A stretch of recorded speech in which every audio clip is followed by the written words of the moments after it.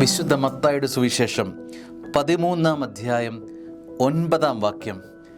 ചെവിയുള്ളവൻ കേൾക്കട്ടെ. ഈശോ തമ്പുരാൻ തൻ്റെ സുവിശേഷത്തിൽ പലയിടങ്ങളിലും ആവർത്തിച്ചിട്ടുള്ള വചനമാണ് ചെവിയുള്ളവൻ കേൾക്കട്ടെ. ഈ ചെവിക്ക് ഒരു ധർമ്മമുണ്ട്.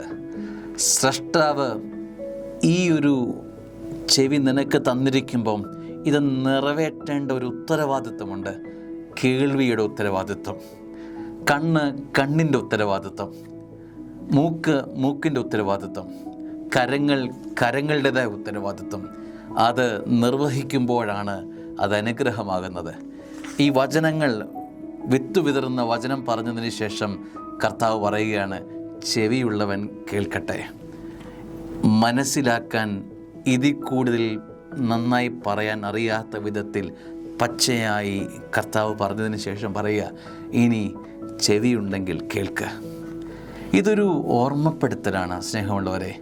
ഇനിയും ഒരു താക്കീതിനും ഇനിയൊരു ഓർമ്മപ്പെടുത്തലും നിനക്കൊരു അവസരം കിട്ടിയില്ലെങ്കിലോ, ഇനിയും ഒരു പ്രഭാതം കൂടി കാണാനുള്ള അവസരം നിനക്ക് കിട്ടിയില്ലെങ്കിലോ, ഇനിയും തിരിഞ്ഞു നടക്കാനുള്ളൊരു വേള കർത്താവ് നിനക്ക് സമ്മാനിച്ചില്ലെങ്കിലോ, ആരറിഞ്ഞു ഇത് നിൻ്റെ അവസാന മണിക്കൂറാണെന്നും ദൈവം നിന്നെ ചേർത്ത് വിളിക്കുന്ന ഒരു ശബ്ദമായി ഇതിനെ കാണണം.